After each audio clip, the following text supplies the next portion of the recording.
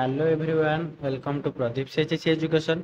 तो आमे एबे आलोचना करिबा प्लस टू द्वितीय वर्ष एमआईएल ओडिया रो पताका उत्तोलन गल्पर 1 मार्क क्वेश्चन आंसर।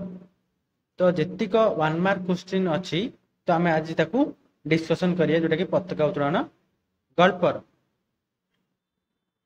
तो फास्ट अछि जोटा कि संक्षिप्त उत्तरमूलक प्रश्न 4 गोटी संभाव्य उत्तर मध्यरु ठीक उत्तर बाछि लिख। तो प्रश्नर मूल्य 1 नंबर जोटा कि अच्छी 4टा संभाव्य उत्तर मध्यरु बा 4टी संभाव्य उत्तर मध्यरु गोटे बा ठीक उत्तर बाछिकी लिखिबो। तो क्वेश्चन नंबर 1 अछि पताका उत्तोलन गल्पटी केउ दिवसर कथा कहिछि। तो पताका उत्तोलन गल्पटी केउ दिवसर कथा कहिछि। 4टा ऑप्शन अछि 15 अगस्त 1947 ना 16 अगस्त 1947 14 अगस्त 1947 26 जनवरी 1950। ताले को दिवस कथा कहितला ना 14 अगस्त 1947 हां कह जाइछ। राइट आंसर है जो 14 अगस्त 1947। तापर नेक्स्ट क्वेश्चन अछि सोमनाथ महापात्र केउ उपाधि पाइथिले। सोमनाथ महापात्र केउ उपाधि पाइथिले। ताहले ऑप्शन अछि राय चौधरी, राय बहादुर, राय साहेब, राय महापात्र। ताहले राइट आंसर है जीवो Rai Bahadur.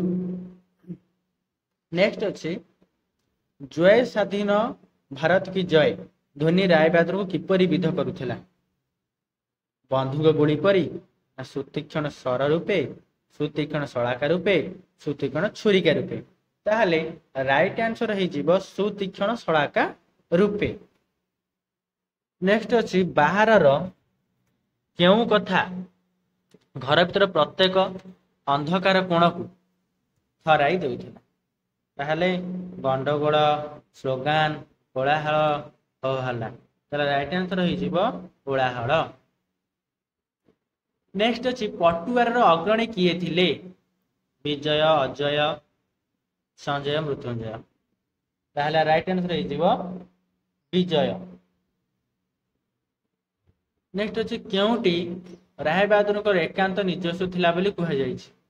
Velvet box, dryer chest, चाबी लेंथा, सनद पत्र। ताहले एहर राइट आंसर है जीवो ड्रॉयर चेस्ट। नेक्स्ट अछि राय बहादुर ड्रॉयर भितर कार फोटोग्राफ काढी थिले। तो राय बहादुर कार फोटो काढी थिले अजय, अक्षय, विजय, अरुण। तार राइट आंसर है जीवो अरुण जे कि तांकर परलोकगत पुत्र। नेक्स्ट अछि काहा ऊपर गोटे हळदी आस्तरण माडी जायतिला बोली कहै जायछि। सनद पत्र, मेडल, फोटोग्राफ, वेलवेट बॉक्स। ताहाले राइट आंसर हबो सनद पत्र। नेक्स्ट अछि राय बहादुर पढुथिबा सनदटी ताकू केउ साले प्रदत्त होइथिला। ताले राय बहादुर जेउ सनद पढ़ी थिले पढ़ियो को आरंभ करथिले से सनद ताकू केबे मिलिथिला। 1925, 1927, 1929, 1923। ताहले राइट आंसर हेबो 1923। नेक्स्ट अछि केउ विप्लव परे भारतर जातीय आंदोलन एक नूतन स्पंदन देखा देइथिला। चौरी चौरा, जालियाना बाग, वाधा, साबरमती। ताहले राइट आंसर हेबो चौरी चौरा। नेक्स्ट अछि मनुष्यर जन्मगत दाबी बोली काहाकू कुहा जाइछि। तो मनुष्यर जन्मगत दाबी बोली काहाकू कुहा जाइछि। पवित्रता, महनीयता, स्वाधीनता, मानविकता। तार राइट आंसर है जीवो स्वाधीनता। नेक्स्ट अछि राय बहादुर अरुण को केउथरे आघात करिथिले। ताहले राय बहादुर अरुण को केउथरे आघात करथिले। बंदूक, लाठी, बूट, चाबुक। ताहले राइट आंसर कोन हबो चाबुक। नेक्स्ट अछि राय बहादुर को पुत्र बधुर नाम कोन थिला। तो राय बहादुर को पुत्र बधुर जे कि अरुण स्त्री को ना कोन थिला। अपना, सुपना, सुकन्या, ऋतुपन्ना। ताले राइट आंसर है जीवो अपना। नेक्स्ट अछि किए कमला नयनर नीलोत्तर रे देवी आराधना करथिले। तो राइट आंसर है जीवो ये श्री रामचंद्र। नेक्स्ट अछि जनता फ्लागस्टाफ भांगी कौन चिरी देइथिले तो जनता फ्लागस्टाफ भांगी कौन चिरी देइथिले national jack federal jack Union Jack station jack ताहले राइट आंसर हबो यूनियन जैक। नेक्स्ट अछि घर भितरे कहार शब्द शुणी राय बहादुर हठात चमक उठिले तो घर भितर कार शब्द शुणी राय बहादुर हठात चमक उठिले घंट ध्वनि शंख ध्वनि पूजा आरती हुड़ाहुड़ी तो राइट आंसर हो शंख ध्वनि। नेक्स्ट अछि हेममाली केते वर्ष धरी एमिति कांद कांदी नथिले बोली कुआ जाय ताले हेममालिनी केते वर्ष एमिति कांद कांदी नथिले बोली कुआ जायछि 15 20 25 22 ताले यार राइट आंसर हो केते वर्ष गत राइट आंसर हो 25। नेक्स्ट अछि राति सारा केउथरे माते विजय घर को फेरिथिले स्वाधीनता आंदोलन जनता उत्सव मुक्ति संग्राम स्वाधीनता उत्सव ताले राइट आंसर हो स्वाधीनता उत्सव। नेक्स्ट अछि विजय कहा ब्रिटिश रो गोलाम बोली कहिछि आई को जेजे को भाई को द्रोही विद्रोही को ताले राइट आंसर हो जेजे को। नेक्स्ट अछि सोमनाथ शेषरे कहा को आशीर्वाद करथिले अपना को हेममाली को अरु को बिजु को ताले यार राइट आंसर हो कौन बिजु को। ए गला ऑप्शन वाला जोटा कि संभाव्य उत्तर मूलक प्रश्न था एबे आसीबो वन वर्ड जोटा कि गोटिए वाक्य उत्तर देबाक हबो जार मूल्य सही 1 नंबर रहिबो। तो फास्ट अछि कहार ऐक्यता ने राय बहादुर को छाई निद भांगी जाइथिला तो कहार ऐक्यता रे राय बहादुर को छाई निद भांगी जाइथिला तो जो बाहर जो स्वाधीनता उत्सव होउथिला तो से जो स्वाधीनता उत्सव जो शंख घंट हुड़ाहुड़ी तोप आदि प्रभृति मिलित ऐक्यता रे राय बहादुर को छाई निद भांगी जाइथिला। नेक्स्ट अछि रातिर शांत निरह मुहूर्त केउ ध्वनि भितर चंचल होई उठितला तो रातिर शांत निरह मुहूर्त जय स्वाधीन भारत की जय ध्वनि भितर चंचल होई उठितला।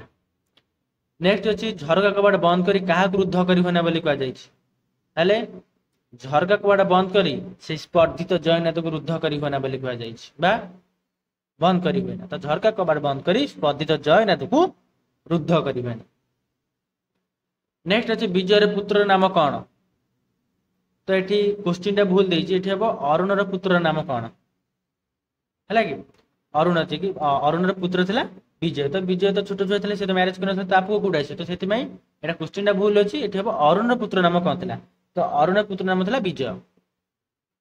नेक्स्ट अछि अरुण र फोटो खंडिक केउठी सुरक्षित थिला तो अरुण र फोटो खंडिक रॉयल चेस्ट भितर थिबा वेलवेट बाक्स रे सुरक्षित अवस्था थिला कोडी ड्रॉयर चेस्ट भितर थिबा वेलवेट बाक्स मध्य सुरक्षित भाव रे।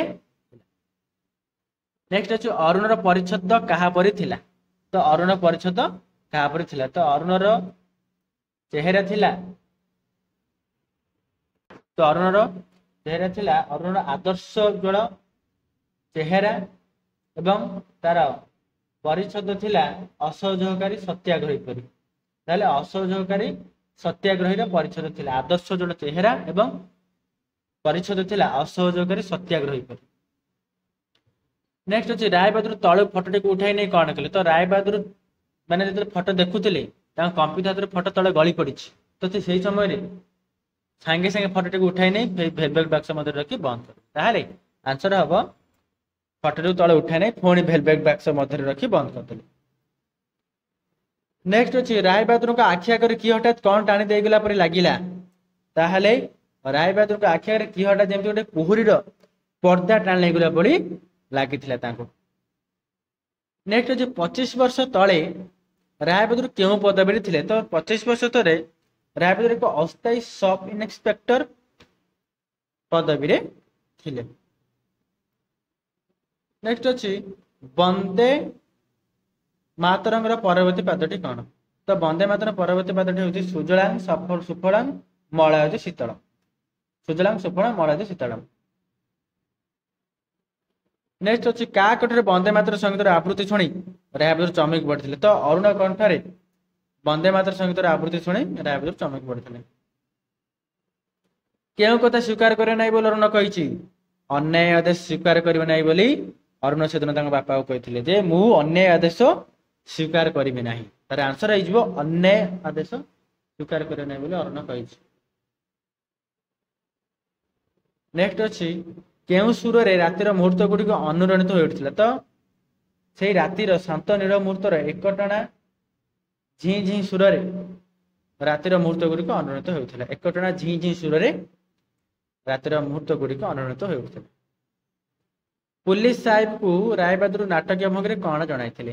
ତ ପୁଲିସ ସାହେବକୁ ରାୟବାହାଦୁର ନାଟକୀୟ ଭଙ୍ଗୀରେ କୁର୍ନିଶ ଜଣାଇଥିଲେ।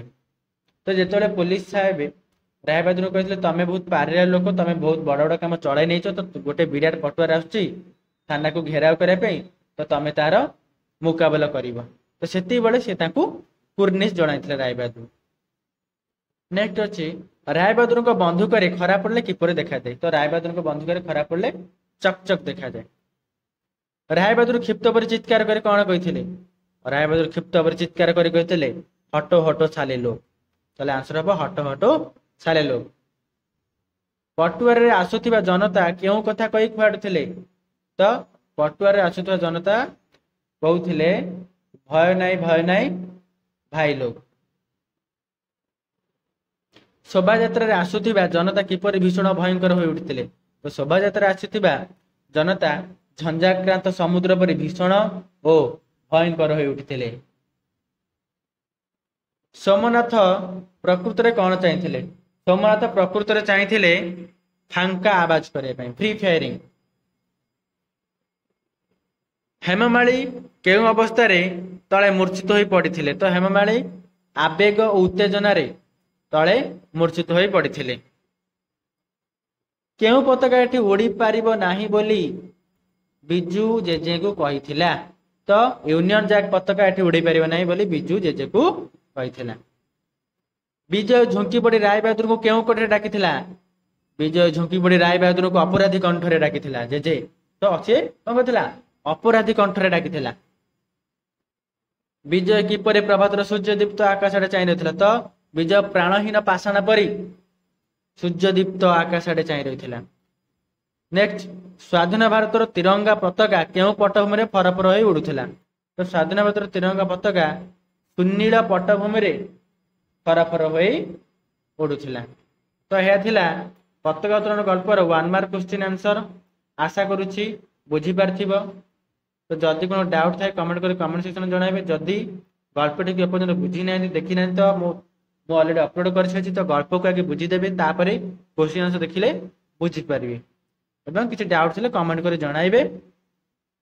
ଏବଂ ଚ୍ୟାନେଲଟିକୁ ନୂଆରେ ଦେଖୁଥିଲେ ଚ୍ୟାନେଲକୁ ସବସ୍କ୍ରାଇବ କରି ବେଲ୍ ନୋଟିଫିକେସନ ଅଲ୍ ସେଟ୍ କରିଦେବେ, ଯାହାଦ୍ୱାରା ମୁଁ ଭିଡ଼ିଓ ଅପଲୋଡ କରିବା ମାତ୍ରେ ସର୍ବପ୍ରଥମେ ଆପଣଙ୍କ ପାଖରେ ନୋଟିଫିକେସନ ପହଞ୍ଚି ପାରିବ। Thank you all.